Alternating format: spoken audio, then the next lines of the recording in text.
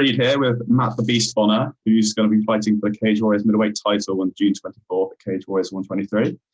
So, Matt, how are you feeling about your first title fight? Feeling very good, mate. Very excited to be fighting. It took a little bit of a while from my end to get the contract. As soon as the contract came through, I signed it. It took Frederick a little bit longer, so I'm just pleased it's signed and the fight's going ahead. Okay, so you've known for a while now that you were going to get a title shot. How long ago? When did you get a contract for it? I had kind of an inkling from the Cage Warriors staff straight after the James Webb fight that it was going to happen, but kind of officially, I'd imagine it was almost like 2-3 weeks ago, something like that. So not a huge amount of time ago, but like I said, I'd already pretty much knew I was fighting for it. It was just if Frederick wanted to fight on that date. Yeah. It was obvious going to happen, really, wasn't it? You were just bound to get the title shot at some point. I'd be pretty frustrated if you didn't. Sure. What are your thoughts on the Tyson then as an opponent? I think he's dangerous in a few areas. I think he's very explosive. He's strong. He's obviously got that one hit knockout power, which we saw from his last fight. But I think there's a lot of gaps as well. I think in terms of his technique, there's a lot to be desired. I think he's quite predictable in what he's going to come in and try and do with the aggressive style. So I think it's going to be a good contest. I think I've probably got the technique on my side, and he's probably got the power on his. Yeah, sure. How's your training camp been so far for this fight then? It's been really good. I don't really take much time off in between camps. I'm not one of these fighters who will do an 8-week camp and then disappear and come back when the next fight's lined up. I do prefer to stay in. I'll possibly have a week off after a fight just to let the bumps and bruises heal up, and then I'll be straight back in. But the training's going great, and in terms of kind of if it's changed for the title fight, it's not really. Obviously, the title fight's 5-minute rounds, but at Next Gen on the Tuesdays and Thursdays we spar, and we always spar 4 or 5 rounds anyway, 4 5-minute rounds at the very least. So I don't think the conditioning's going to be much of a difference in this fight compared to the last, which is obviously 3 5-minute rounds. Yeah, so you don't mind that Frederick's gone the 5-5 before and then 4 5s as well with James Webb again. You're confident you can take it all the way? Sure. I've always said I wanted to fight 5 rounds. This was kind of before. I mean, recently I've started quite fast. I've started strong and explosive, but in the past I've always kind of woke up in the 3rd round. We saw it in the George Smith fight where I had a decent first round. It wasn't terrible, but the 3rd round is when I woke up and started to kind of push forward and be aggressive. So I'm from my end, the 5 rounds it suits me, it suits my style, and I'm definitely able to go 5 rounds, definitely. Yeah. Have you changed anything with your conditioning since the Jamie Richardson fight? Because in that one, in the 3rd round, you looked pretty shattered in that one. I know you were losing, but in the Inman fight, the last Webb fight, you looked like your cardio looked infinitely better. Is there anything you changed? It was after the Jamie Richardson fight that I hired my own professional S&C coach. So directly after the Jamie Richardson fight, I got in contact with Paul Reed, who's with Vortex Strength and Conditioning. So, and that's where you can see, certainly from the Richardson to the George Smith fight, there's quite a big size difference as well. I've put on quite a lot of muscle since then. So I know I can go 5-5. My coach believes I can go 5-5s, and we've still got kind of just over 6 weeks to reinforce that in training. Yeah. You and the Tigers have a common opponent in James Webb, and you fought him last. It only took you 2 rounds to get him out of there, didn't it? And it took the Tigers 9. Does that give you a lot of confidence then, coming into this fight, that you destroyed James Webb so easily, really? Definitely. And if you do watch the Frederick and James Webb fight, they're quite competitive fights. Certainly the first one, like you mentioned, it went 5 rounds and it ended up being a draw, and the second one was a 4-round affair. But it's a very back and forward fight where I fought Webb. It wasn't. It was kind of quite a flawless decision, a flawless fight for myself. I put pressure on him. I beat him up with the hands. Anything that he threw my way was countered. His wrestling didn't work. It never went to the ground. So again, I think that's another kind of another thing in my favour that I beat Webb so easily, where Frederick did have a challenge. Yeah, do you think you maybe have a mental advantage there as well? He's seen what you did to James Webb and he's gone, 9 tough rounds with him. Do you think that might be in his head a bit? Possibly. I tend to think that Frederick's not going to be scared of anyone. No, he's a Yeah. big tough. He's not been beaten 8 fights. I think the last time he got beat was 2016. So it's been a long time. So he'll be confident. I don't think he's going to be scared of me by any means. But when we get in there, and if he does wrestle me or when we are striking, I think he's going to knock his confidence a little bit when he realizes how strong I am compared to James. Yeah, in the fight, because Frederick, he's quite a fiery guy. He's got quite a short temperament. Will you play on that at all, maybe, in the fight? Try and get him riled up, because he doesn't fight as well. He seems to give up when he gets angry. Like in the James Webb fight, he got a point taken away. He kind of gives up almost.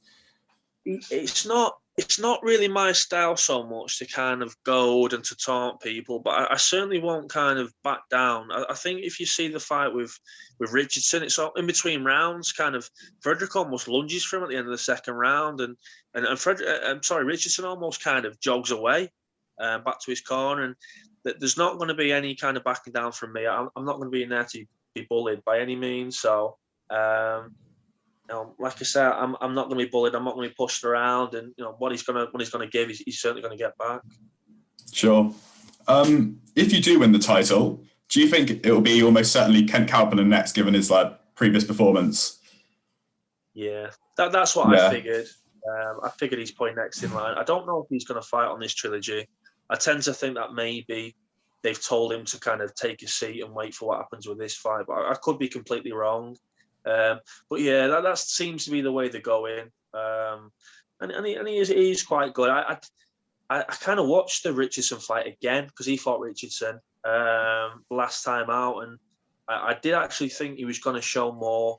I thought he was going to be I thought I was going to watch that fight at the end and think, oh god, this could be a bit of a challenge.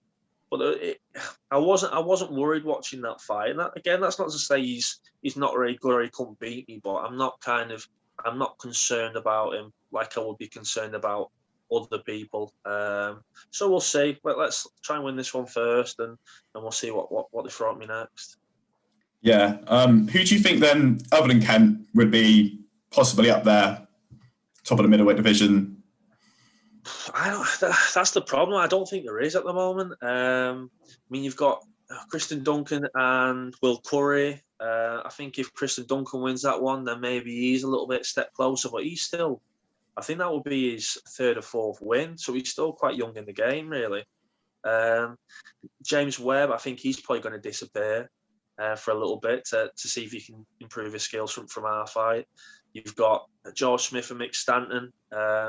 Again, I think after my fight with George Smith, he just seems to have completely shut down. He's not doesn't go on his social media anymore.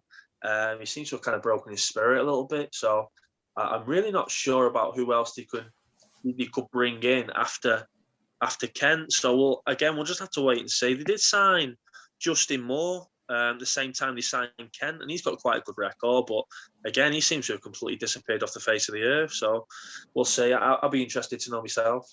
Yeah, scared him all the way. You and the Tyres have.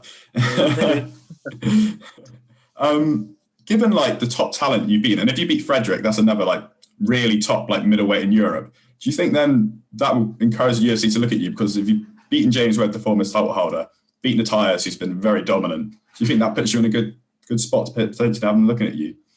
I think it does. I think, and this is. I was going to say it's between me and you, but this is here podcast, so you're going to put this. I was going to say the UFC told Graham Boylan after the fight that I was kind of on the radar, that they'd realised that they'd kind of beaten James Webb.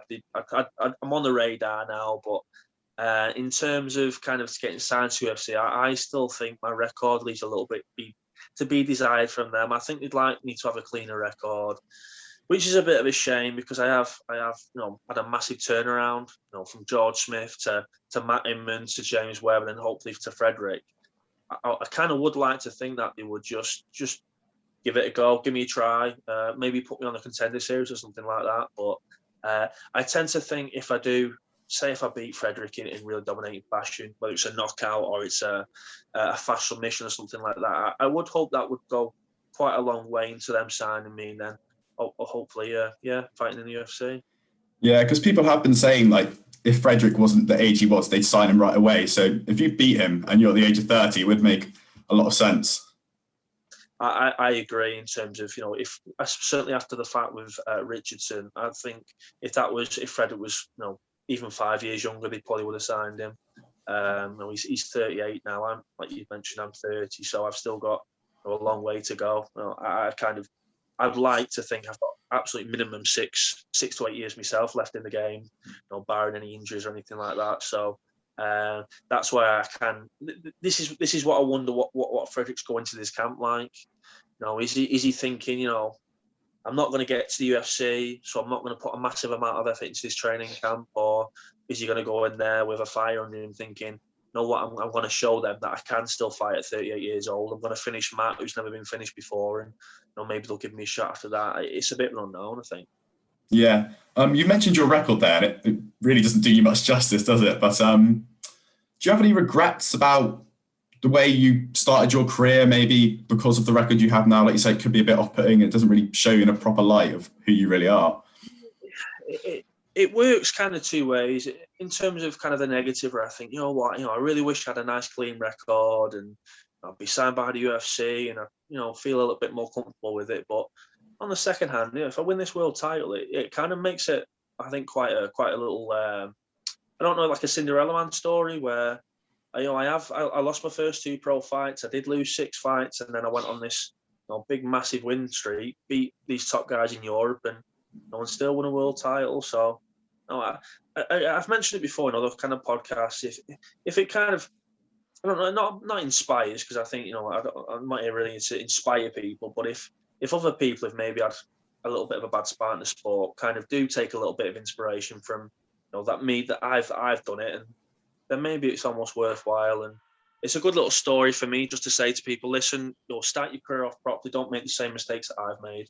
Learn from what I do. So I'm not really too concerned about the record as much as I used to be. If I'm a world champion with a bad record, then I'm still a world champion. So I'm not really too bothered.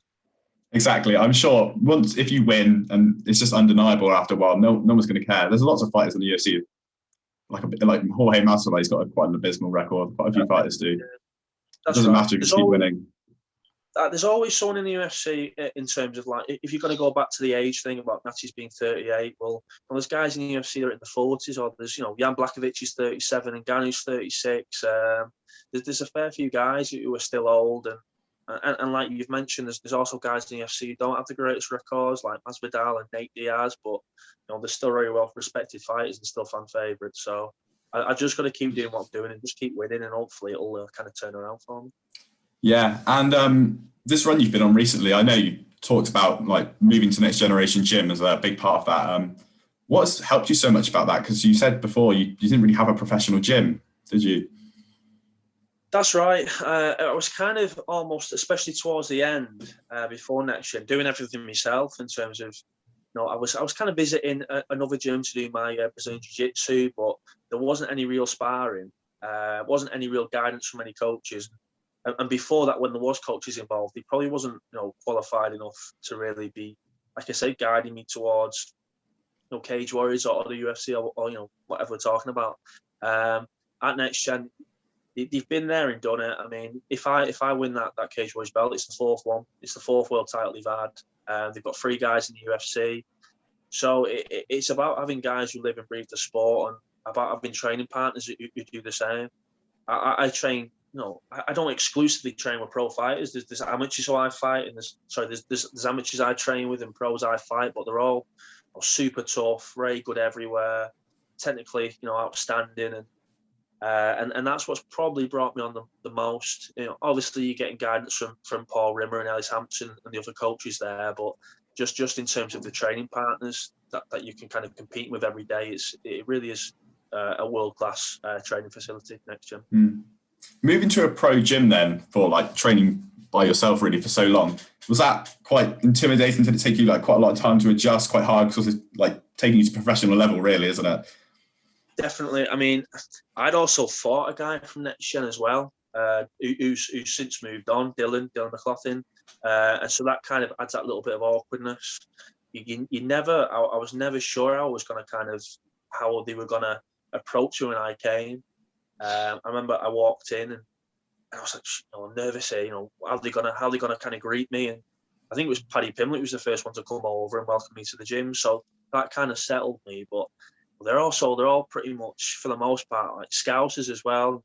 They're like a proper tight little unit. So I reckon it did take a while for me to really feel part of the team, and that's not a knock on them. It's just I'm not a real massive strong personality where that gym is full of strong personalities, and like I said, they're a family unit. But I certainly feel welcome now, and I've got some good mates there, and I get on with absolutely everybody. So it's a good little team. Yeah, I can imagine Paddy being the first one to come up to you. What's he like now? He's got his UFC contract. Is he training any different? What's going on with him? He's just the same old guy still. No, I mean, Paddy's a top guy. He's one of those. He's one of those guys I think who people dislike before they meet him.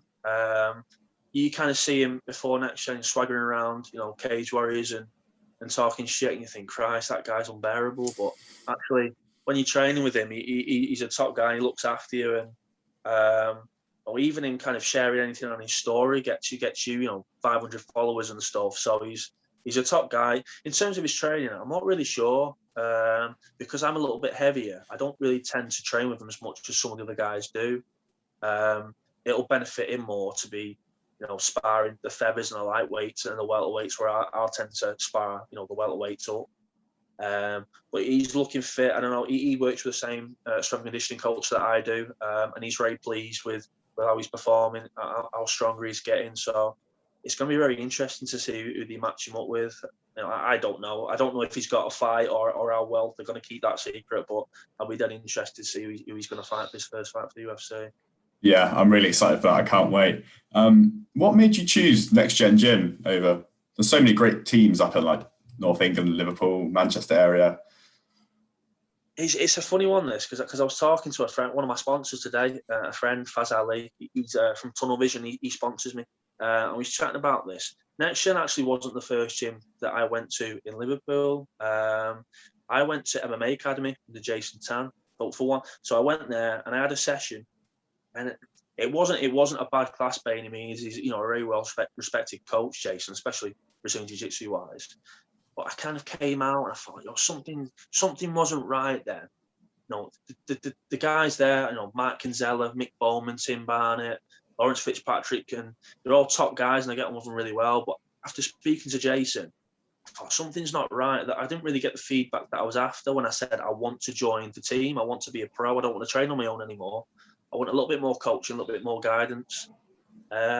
So after the session, I drove back home, and then I got a phone call off Paul Reed, the S&C coach, and he said, "Listen, Matt, I've got a fight here against George Smith," and this is well before I actually ended up fighting George Smith. And I said, "Listen, I've just come off a really quite bad knee injury, and I'm in between gyms. I wanted to join MMA Academy. It didn't really go the way that I wanted to. I didn't really get much feedback off Jason." And then he said, "Why don't you think about going Next Gen? Well, I've got loads of training. I've got loads of links with them. I get on with Paul Rimmer really well. Do you want me to ring him up and ask if you can go?" And then I did, and I got a little bit better feedback off Paul Rimmer, and that was that. Then I decided not to stick it out at Next Gen, and obviously it was a really good decision. Yeah, good bit of luck that was. Very good choice in the end. Do you also credit some of your form recently being like the move up to middleweight? Do you think 170 was just far too much of a cut for you? I was a massive kind of welterweight. I would walk in at welterweight what I was still walking as middleweight. So I'd cut down. It was silly. It was ridiculous. I was probably cutting about 14 kilo to get down to welterweight, which is a hideous amount. I've got a twin brother who used to do the same as well, but he's a professional Thai boxer. But we was able both to cut a lot of weight when we were younger, and we did quite successfully. But towards the end, certainly, the weight cut was getting grim. What you don't want as a professional fighter is the whole training camp to be about losing weight. The whole training camp should be, technically getting better and looking for weaknesses in your opponent's game and exploiting them and getting better in those areas. And the 8-week training camp would literally be getting the extra weight off, which wasn't ideal. So moving up to middleweight is a lot more comfortable. I'm a lot happier in training, a lot happier at home because I can generally feed myself more, and and just feel a little bit more fresh. So I definitely think I'm 5-1 at middle. I've won 5 and lost 1. Where if you look at my record in welterweight, that's where the vast majority of the losses have come from. And if you pair up moving to welterweight with moving to next gen, I think those two definitely have contributed to a far better career for me so far. Yeah. You've made such rapid improvement in such a short amount of time. Do you think, do you still feel like you've got a lot more room to grow as a fighter, improve your skills and all that? Definitely. I mean, after every training camp, you think, I can't do any more than I just did then. I don't think I can really get much better. And then the next week you'll learn something new, which massively changes your game, whether it's a wall wrestling or some kind of submission or some kind of defense. So there's especially again with moving to next gen, I kind of felt like a lot of my fundamentals before next gen just wasn't there. There was a lot of things that I should have. I was almost 10 fights into my pro career when I went to next gen, and there was massive fundamentals that weren't there. So when you start kind of applying these fundamentals, your game just skyrockets. And hopefully people can see that in the last 3 fights with the striking and my grappling. I feel this camp so far, we're still about 6 weeks out from the fight, is massively better. That's where the growth has been, and the wrestling. So hopefully you'll see again another improved Bonner. Oh, we might see some of that grappling, wrestling against the Tyus, maybe. With Natalis, we're going in there with the kind of the frame of mind that we don't care where it goes. We do believe that even now, again 6 weeks out, that we can beat him anywhere. Whether it's the striking, I've made such good progress with my boxing. I've got a great boxing coach now, Nathan Brough. So my power is so much better. So if Natis wants to strike, then we'll strike. If it goes towards a cage or if I get a takedown, then we'll beat him there. But there really is no kind of mastermind game plan where I'm going to go in there with one thing in mind, or we're very comfortable where the fight's going to go, and it's just a case of me, following and just believing and being confident in my own skills everywhere the fight goes. Mm-hmm. You mentioned your brother. Is it Dan? Is his name? Yeah. That's Do you right. ever get to train with him much then? Your brother doing Muay Thai with him? Not as much as we used to. I've got my training camp and he's got his. He's fighting next week. This is kind of his first fight post lockdown. Sorry, so he's very excited about that. But I think I always forget, but he's like 5th in the UK and 12th in the world or something. His weight class in Thai boxing. So he's an elite level fighter. So it's always good that he's there if I need him. He's always there to run through some drills and stuff. But in terms of kind of any of the grappling and wrestling, he doesn't do anymore. It's never really a part of MMA that he enjoyed anyway. So, if there's any kind of sparring anything, then he can get involved. But he's got his team, I've got mine, and then we do help each other out at some points. But it's very much individual at this stage. Yeah. Does he ever show any interest in maybe coming back to? Because he did MMA as an amateur with you, didn't he? Yeah. But does he just hate grappling really and doesn't really want to do it? I think with Dan, it was a case of when he initially moved over to Thai, he thought he was going to come back to MMA, but then he was so successful there.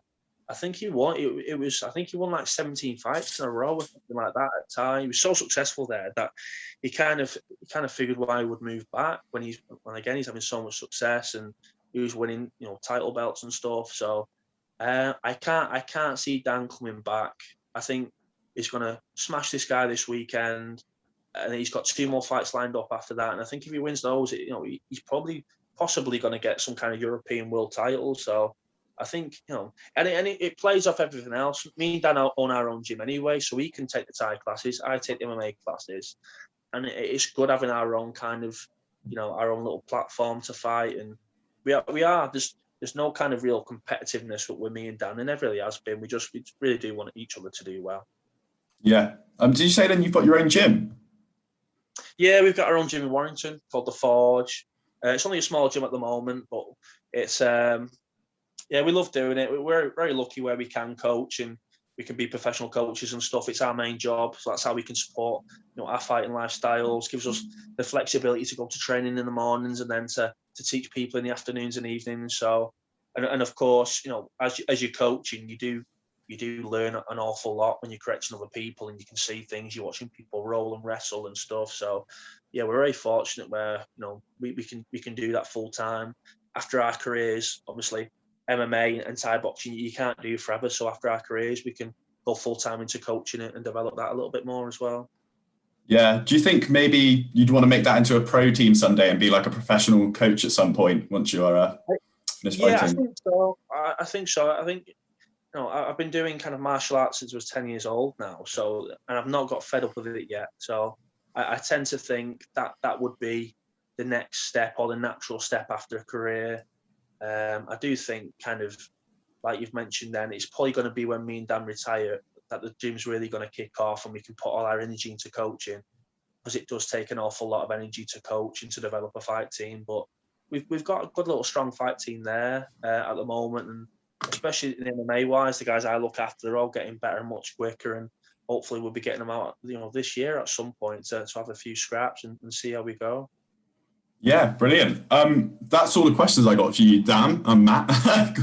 Everyone does that. Don't worry about that. Yeah, we've been talking about him too much.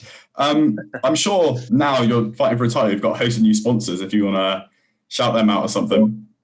We also sponsors are Tunnel Vision, Essence of Nature, Feel Supreme, Performance Box, and 4 Kitchen Standish, and Pitbull as well, Pitbull Fightwear. They're lucky to be sponsored by those, and they do help an awful lot in camp, so I will thank them. Yeah, brilliant. Thank you very much for that, mate. Good luck on June 24th. I'm really looking forward to seeing the fight. Thank you, Tom. Cheers, buddy.